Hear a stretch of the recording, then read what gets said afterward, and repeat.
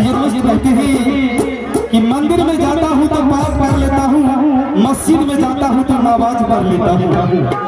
मंदिर में जाता हूँ तो पाठ कर लेता हूँ, मस्जिद में जाता हूँ तो नमाज पढ़ लेता हूँ।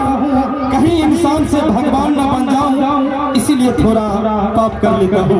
तो आइए थोड़ा सीख के दौर में ले चलते हम आप लोगों का, जिनका मुख्य अल्फाज होगा जिसका मुझे था इंतजार। 1 2 रेडी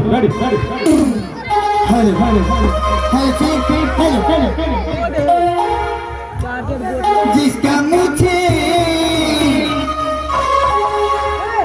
था इंतजार, जिसके लिए दिल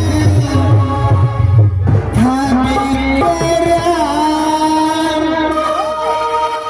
ओ घर आ गई प्यार में इसके लिए दिल